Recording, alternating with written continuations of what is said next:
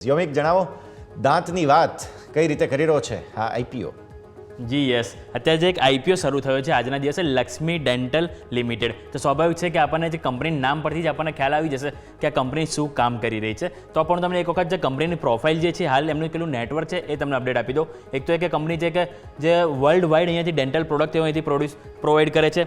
બીજું કે હવે એમની જે પ્રોડક્ટની જો વાત કરું તો એમાં જે એક તો કસ્ટમાઇઝ ક્રાઉન, બીજું clear aligner, thermoforming sheets, pediatric density products, આ બધી અલગ પ્રોડક્ટ છે જે દાંત રિલેટેડ કે જે અહીંયાથી તેઓ બનાવે છે. અને બીજું કે કંપની જે એક્સપોર્ટ છે કરે છે એ ઓછામાં ઓછું 95 કન્ટ્રીથી પણ વધારે, એટલે કે 95 દેશોથી વધારે દેશોમાં કંપની પોતાની પ્રોડક્ટને એક્સપોર્ટ કરે છે. અને સાથે ભારતની 300થી વધુ શહેરોમાં કંપનીનું અહીંયા જે ડિસ્ટ્રીબ્યુશન નેટવર્ક અહીંયાથી કંપનીએ બનાવેલું છે, એટલે જે એક સારી વસ્તુ છે.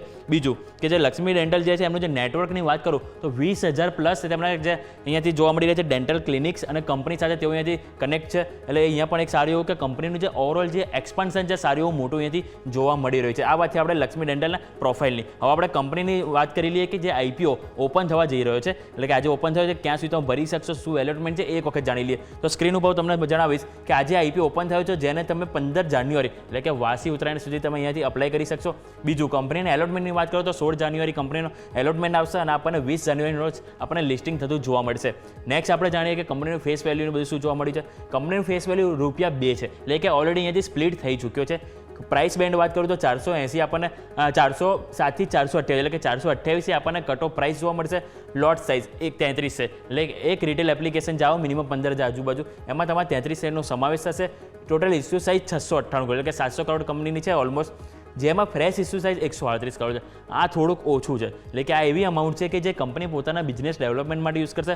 પરંતુ મોટાભાગની રકમ એવી છે કે જે ઓફર ફોર સેલ છે, એટલે કે કંપનીના જે ઓલરેડી એક્ઝિસ્ટિંગ શેર હોલ્ડર છે જે હિસ્સો વેચવા જઈ રહ્યા છે એમાં આપણી અમાઉન્ટ એમને આપવામાં આવશે. એટલે આ એક અમાઉન્ટ આપણે ધ્યાન પર રાખીશું. બીજું કંપનીના ફંડામેન્ટલ થોડા ઘણા સારા આપણને જોવા મળે છે, એ તમને જણાવીશ કે જે કંપનીની એસેટની વાત કરું તો 102 કરોડ હતી 2022માં, જે વધીને આપણને 30 સપ્ટેમ્બર સુધીમાં આપણને 158 કરોડ જોવા મળી છે, એટલે કે ઓલમોસ્ટ 50% ગ્રોથ આપણને એસેટમાં થયો છે.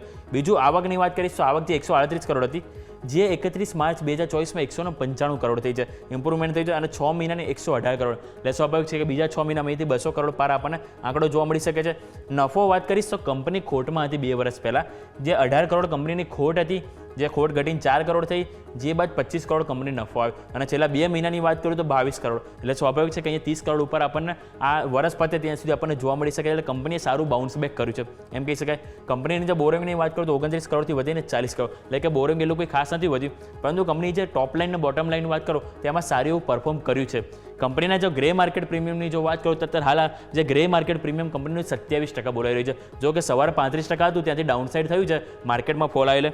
પરંતુ સાથે જો તમને સબસ્ક્રિપ્શન ડિટેલ તમને કહું તો જે રિટેલ પોર્શન છે એ ઓલમોસ્ટ 11 ગણો ભરાઈ ગયો છે, અને જે ટોટલ સબસ્ક્રિપ્શન 4.5 ગણાયું છે. હવે રિટેલ પોર્શન ભરાયું છે એનું કારણ એ છે કે રિટેલ જે પોર્શન આમાં આઈપીઓમાં ખાલી 10% જ આપણને જોવા મળે છે, કારણ કે કંપની ખોટમાં છે. અને આપણે જાણીએ છીએ કે કોઈ બી કંપની છેલ્લા 3 વર્ષમાં એક વખત પણ જો ખોટમાં હોય તો 10%થી વધુ પોર્શન રિટેલ માટે ના રાખી શકે. એ જ કારણથી રિટેલ પાર્ટિસિપેશન અહીંયાથી વધારે જોવા મળ્યું છે. એટલે અહીંયા પણ આપણને જે સબસ્ક્રિપ્શન છે એ અહીંયા ચાન્સીસ છે કે અહીંયાથી વધારે જોવા મળી શકે છે. યસ.